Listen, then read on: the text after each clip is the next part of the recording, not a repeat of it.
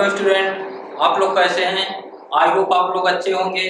सबसे पहले PR memorial group of college में आप लोगों को स्वागत करते हैं। PR memorial group of college द्वारा सारी चीजें जैसे आपको ये ऑनलाइन यूट्यूब पे चलाया जा रहा है चैनल, और बहुत सी चीजें हैं जो PR memorial group of college से दिया जाता है स्टूडेंट के लिए। तो स्टूडेंट, आप लोग जो लोग इस किसी कोर्स के लिए अप्लाई करें वो लोग अपना कंटिन्यूअस जो है किस पर फोकस करें, पढ़ाई के रिलेटेड ऑनलाइन सिस्टम और ऑफलाइन पर दोनों पर कवर करें, जिससे क्या रहता है उनका कोई भी चीज डाउट या कोई भी चीजें पूछना है तो वो अपना कंसंट्रेशन करके अपना जो है किसी जिस लेक्चर पर कोई टीचर ले रहा है जिस सब्जेक्ट पर उस लेक्चर का सही से डिसीजन लेकर उसको कोई भी चीजें डाउट पर क्लियर कर सके।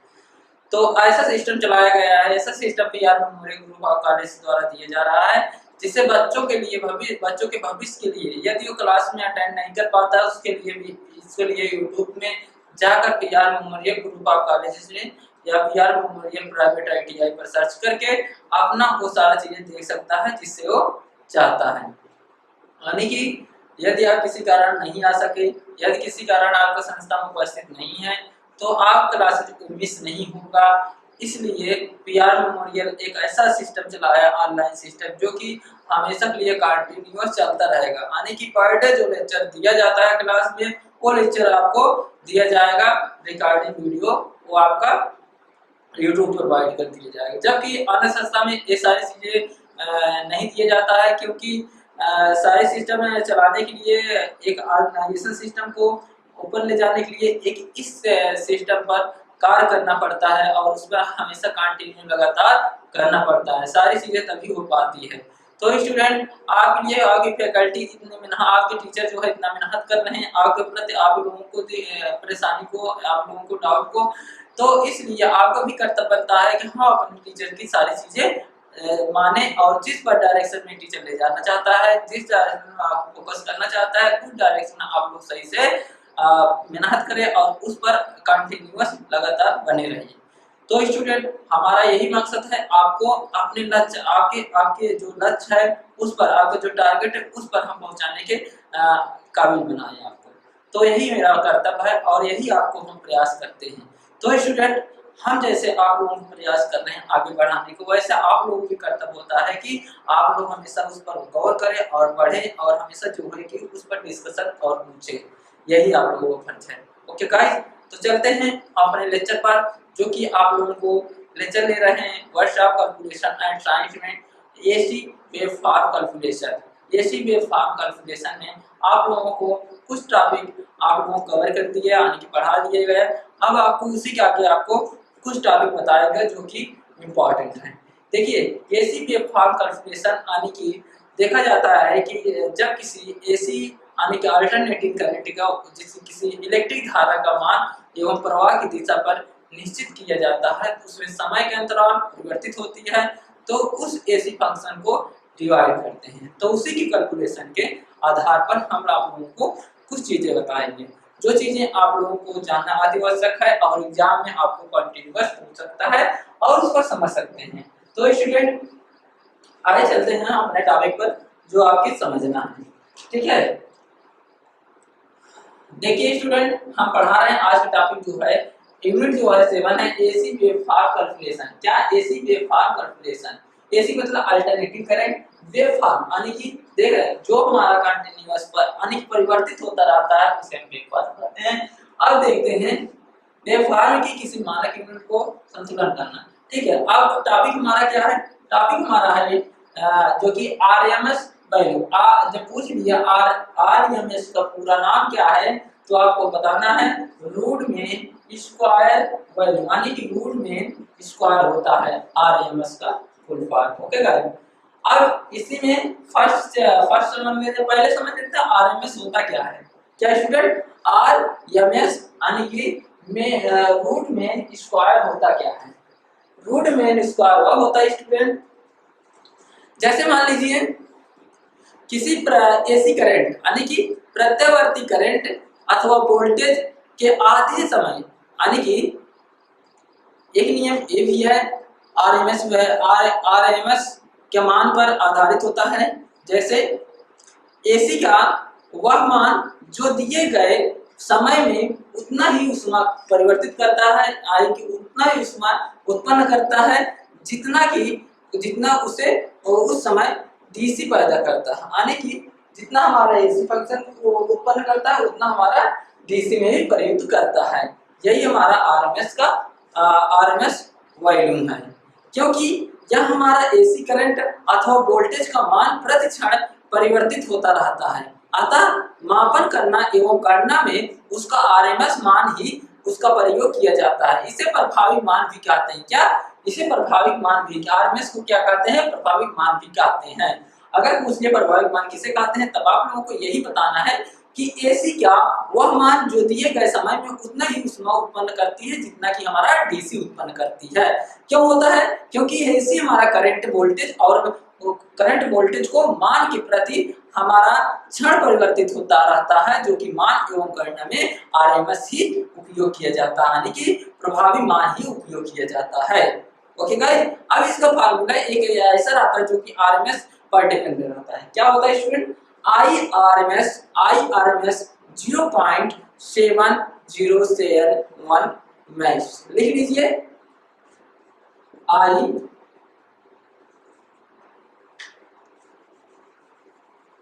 आईआरएमएस इक्वल टू 0 पॉइंट, क्या होता है स्टूडेंट? 0.7071 क्या है? 71 क्या है? मैक्स। ओके गाइस, ये हमारा क्या है? ये हमारा पीक वैल्यू बता रहा है। आईआरएमएस मतलब कि धारा के दिशा में परिवर्तित होता है। अब इसे हम दूसरे में चेंज करेंगे तब क्या हो जाता है? जैसे हमारा आईआरएमएस कर दिया और वैसे हमारा E RMS equal to 0.707 E max. लिख दीजिए, नोट कर लिए, RMS equal to 0.707 E max. ये हमारा हो गया। ये हमारा आईआरएमएस है, एक ईआरएमएस है।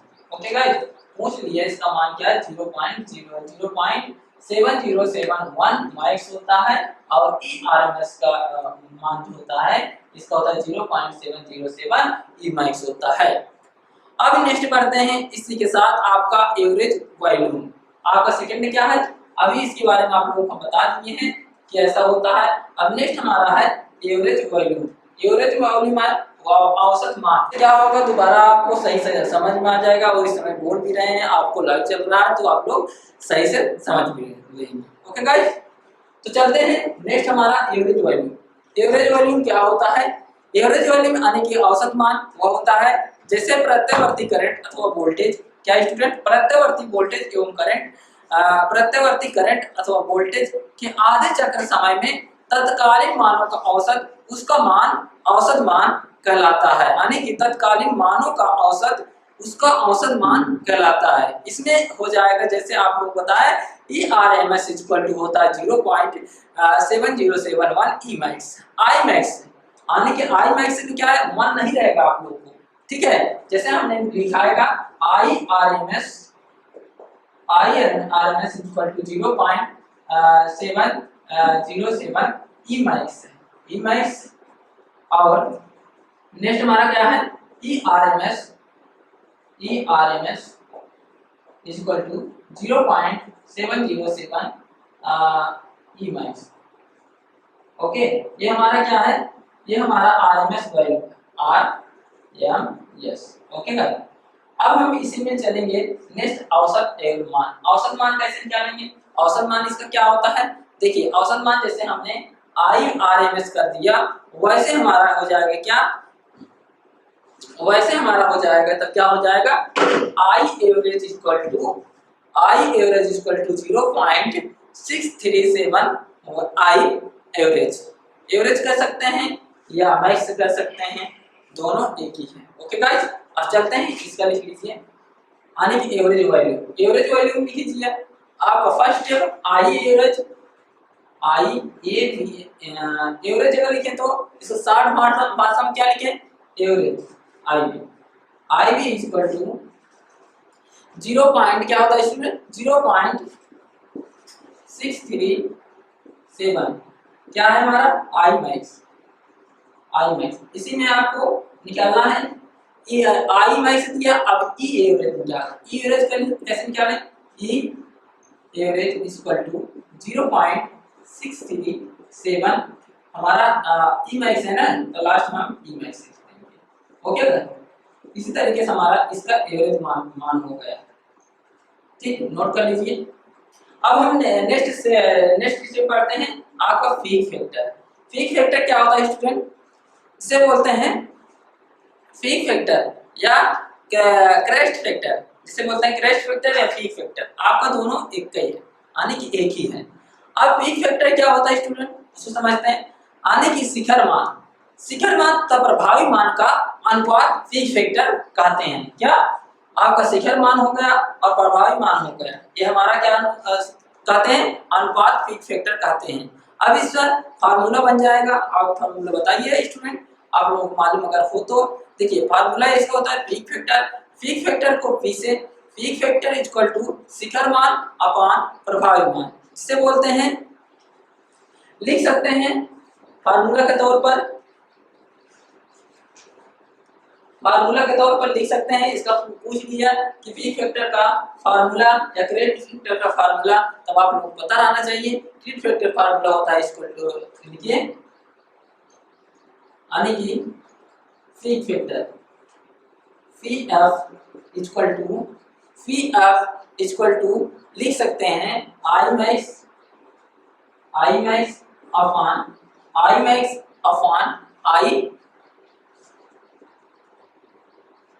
A B.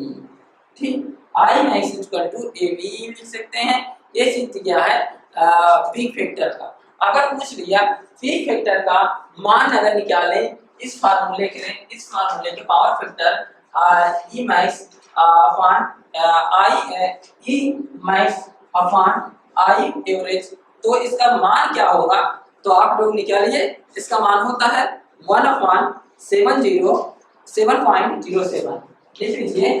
पूछ लिया इसका मान क्या होता है, अगर निकालेंगे तब लिखिए power factor equal to I max upon I average equal to होता है 1/707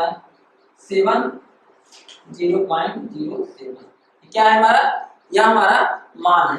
या तो लिख सकते हो इसका मान अगर डिवाइड करते हैं तो क्या आ जाएगा, इतना आएगा, इतने में से अगर डिवाइड करते हैं तो हमारा क्या आ जाएगा 1/7.07। ये हमारा क्या आ गया स्टूडेंट, ये हमारा power factor equal to I max upon I average equal to 1/7.07। ये हमारा क्या है, पीक फैक्टर का आपका मान आ गया, क्या एवरेज मान आ गया।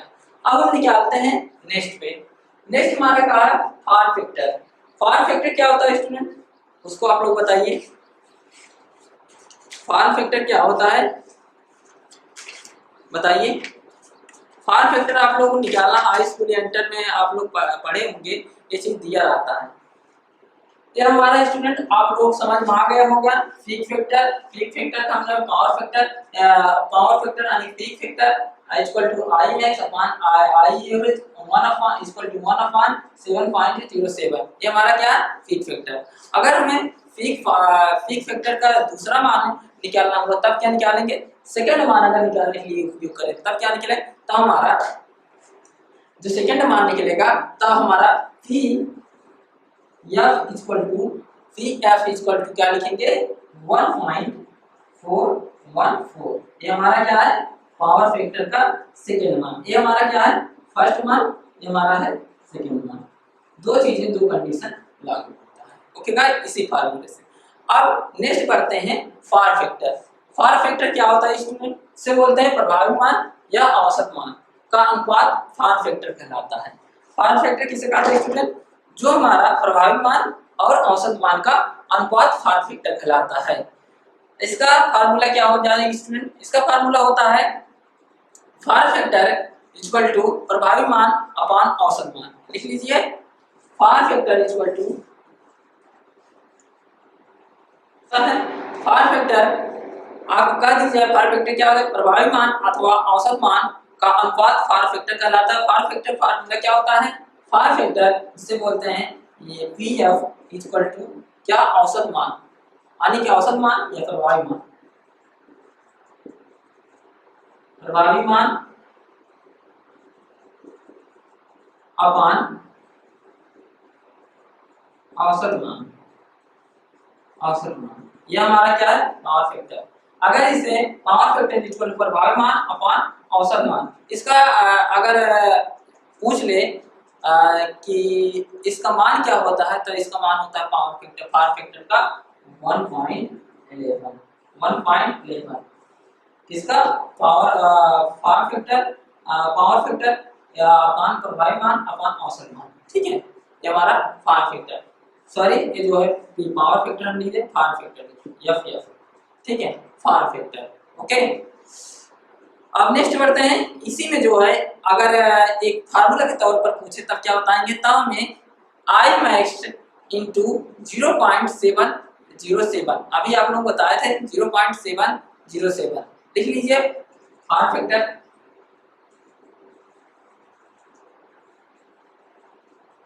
Power factor equal to, power factor equal to I max, I max, I max लिख सकते हैं इस बार इंटू 0.707 अपान, अपान क्या कर देंगे स्टूडेंट, अपान कर देंगे आई मैक्स हमने लिखा, अब आई मैक्स या I max into 0.637, I max into 0 point क्या है स्टूडेंट, 0.0676, ये हमारा क्या है, ये आपका निकल गया है पावर फैक्टर का मान। अब पावर फैक्टर के इसे मान कैलकुलेट करेंगे तो हमारा क्या आ जाएगा, तो हमारा पावर फैक्टर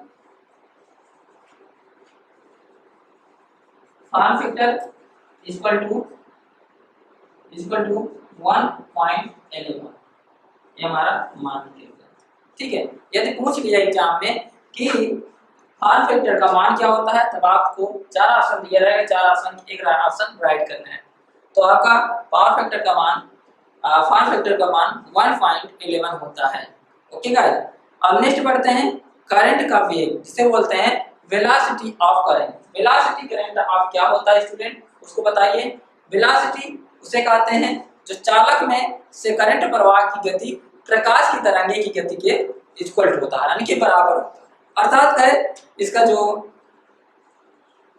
इसकी जो गति होती है, या कह सकते हैं जो करंट है चालकों एवं करंट का प्रवाह की गति प्रकाश की तरंगों का गति के बराबर होता है, अर्थात 3 × 10⁸ मीटर प्रति सेकेंड होता है। इसका फार्मूला होता है इसका फार्मूला होता है student v equal to F lambda, v equal to F lambda होता है, ठीक, किसका, वेलोसिटी ऑफ करंट का। वेलोसिटी ऑफ करंट का अगर फार्मूला पूछ लीजिए, यानी कि फार्मूला पूछ लीजिए, तब क्या बताना है, तब इसका फार्मूला होता है करंट, वेलोसिटी ऑफ करंट का formula v equal to F lambda होता है, जहां पर हमारा v क्या है, v जो हमारा दिया है ये हमारा है करंट का वेग मीटर प्रति सेकंड में होता है, और यह क्या है हमारा, जिसमें यह फ्रीक्वेंसी हर्ट्ज में होता है, और लैम्डा क्या है स्टूडेंट, लैम्डा होता है तरंग दैर्घ्य में मीटर में, ओके गाइस। इसी तरीके से आपका नेक्स्ट स्टेप वीएल लागू होता है, तरंग दैर्घ्य क्या है, नेक्स्ट हमारा है तरंग दैर्घ्य जिसे बोलते हैं वेवलेंथ, वेवलेंथ को हिंदी में तरंग दैर्घ्य बोलते हैं स्टूडेंट। तरंग दैर्घ्य क्या होता है, तरंग दैर्घ्य वह होता है जब किसी वेव यानी कि किसी तरंग के द्वारा एक चक्र के समय में तय की गई सीधी दूरी उसकी तरंग दैर्घ्य कहलाती है। इसका प्रतीक लैम्डा होता है, क्या होता है स्टूडेंट, इसका प्रतीक लैम्डा होता है। लैम्डा ऐसे, लैम्डा का चिन्ह जो होता है इस तरीके से होता है, तो आप लोगों को मालूम रहना चाहिए, पूछ लेता है लैम्डा का चिन्ह बताइए, तो आप लोगों को आप पता रहना चाहिए ऐसे होता है, ठीक है। लैम्डा जो कि अगर तरंग दैर्घ्य का यूनिट पूछ लिया या मात्रक पूछ लिया, तब तरंग दैर्घ्य का मात्रक मीटर में होता है, ठीक है। अब नेक्स्ट पढ़ते हैं इन फेज और आउट फेज। पहला नंबर समझ लेते हैं इन फेज क्या होता है। देखिए स्टूडेंट, हमारा दिया है इन फेज। इन फेज पहले समझते हैं। इन फेज उसे कहते हैं जब दो प्रत्यावर्ती राशियां जैसे करंट और वोल्टेज साथ साथ घटती या बढ़ती हुई अपने शिखर का मान पर पहुंचती है, तो इन फेजों का राशियां कहलाती है, इन फेज कहलाती है। ओके गाइस, अब नेक्स्ट बढ़ते हैं जो कि आउट फेज। क्या है? सेकंड लास्ट है आउट फेज। आउट फेज क्या होते हैं स्टूडेंट? आउट फेज वह होते हैं जब दो प्रत्यावर्ती राशियां करंट और वोल्टेज समय के साथ घटती बढ़ती हुई कुछ विद्युत अंकों या कुछ इलेक्ट्रिसिटी के अंक के अंतर पर अपने शिखर का मान पर पहुंचती है, तो का आउट ऑफ हो जाता है। क्या हो जाता है? आउट ऑफ फेज राशियां कहलाती है। इसमें जैसे अब आपको नेक्स्ट पढ़ना है एम्पलीट्यूड। एम्पलीट्यूड माने आयाम। क्या होता है स्टूडेंट? आयाम। अब नेक्स्ट है एम्पलीट्यूड, जो कहते हैं आयाम। देखिए एम्पलीट्यूड किसे कहते हैं? ये हमारा फिगर डायग्राम है। इसे हम जीरो से यानी कि शून्य से लिया जाता है। अब इसमें देखते हैं, जैसे मान लीजिए आयाम एम्पलीट्यूड किसे कहते हैं उसको समझते हैं। एम्पलीट्यूड उसे कहते हैं स्टूडेंट जैसे किसी प्रत्यावर्ती राशि का धन अथवा ऋण दिशा में के मध्य स्तर के सापेक्ष शिखर का मान उसके आयाम कहलाती है, यानी कि एम्पलीट्यूड कहते हैं। जैसे अभी आप लोगों को पता है फिगर डायग्राम, और नेक्स्ट में आप बताए थे कैसे इंक्रीज करता है कैसे डिक्रीज करता है। उस फंक्शन में पहले लेक्चर पर हम आप लोग बताए थे, उसी फंक्शन में उसी फिगर के डायग्राम पर इस तरह एक ओपन किया गया है। ठीक है, ये बताया एम्पलीट्यूड किस तरीके से हमारा यदि हमारा एक दिशा एम्पलीट्यूड पीक वैल्यू एंड 0 से प्रदर्शित होता है, तब हमारा पीक वैल्यू हम जैसे इंक्रीज करते हैं और फिर डिक्रीज होता है, हमारा कंटिन्यू चलता है। जैसे कि आप रेडियो टेलीविजन या कोई भी सुनते हैं, उसमें क्या होता है? तरंगे होती है, यानी कि तरंगे वेव हैं, जो कि हमारा ऊपर या घटती बढ़ती रहती, इस तरीके से देखने को आप लोग मिलता है। ठीक है, उसे कहते हैं एम्पलीट्यूड। ठीक है, ये डायग्राम है, आपको डायग्राम जो देख लीजिए अच्छे से नोट कर लीजिए। ओके गाइस, अब नेक्स्ट बढ़ते हैं। नेक्स्ट हमारा फंक्शन ये है तरंग दैर्ध्य, जिसे बोलते हैं वेव फॉर्म। तो आप लोगों को पता रहना चाहिए तरंग दैर्ध्य यानी कि वेव फॉर्म क्या होता है। ये थ्योरेटिकल पार्ट दिया रहता है जो कि आप लोगों को अच्छी तरीके से मालूम है। देखिए वेव फॉर्म नोट कर लीजिए।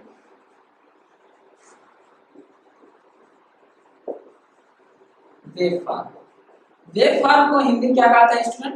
वेव फॉर्म को हिंदी में कहते हैं वेव फॉर्म को हम अगर पूछे हिंदी में कहते हैं तरंग रूप। क्या कहते हैं? तरंग रूप। तरंग रूप क्या होता है? तरंग रूप यानी कि प्रत्यावर्ती राशियों का मान जो विभिन्न समय अंतराल पर लिए जाते हैं। क्या? विभिन्न समय अंतराल पर लिए जाते हैं। उन मान के बिंदुओं का मिलने से जो आकार बनता है वह उस प्रत्यावर्ती राशि की तरंग यानी कि वेव होती है। तरंग का जो वक्री एवं रूप आदर्श माना जाता है वह हमारा उस रूप में से हटाकर देखता है, जो कि हमारा कुरूप कहलाता है। क्या? कुरूप कहलाता है। यही हमारा वेव फॉर्म होता है। अब नेक्स्ट इंडक्टेंस, कैपेसिटेंस और रिएक्टेंस में संबंध यानी कि relation between inductance, capacitance and reactance, यह क्या होता है? इस पर आप लोगों को ये चीजें मालूम करना है और मालूम करके फॉर्मूला डिपेंड कर देना है। जैसा इंडक्टिव रिएक्टेंस होता है HL इक्वल टू 2πFL, जिसे ओम में होता है, और दूसरा हमारा क्या है? इसे कैलकुलेट करेंगे तब हमारा क्या होगा? XC इक्वल टू 1/2πFC, जिसे ओम में जेड में करते हैं तब क्या होता है? अंडर रूट या रूट में R का स्क्वायर प्लस XL प्लस या माइनस यानी कि ऋण या धन या ऋण XC का होल स्क्वायर ओम में।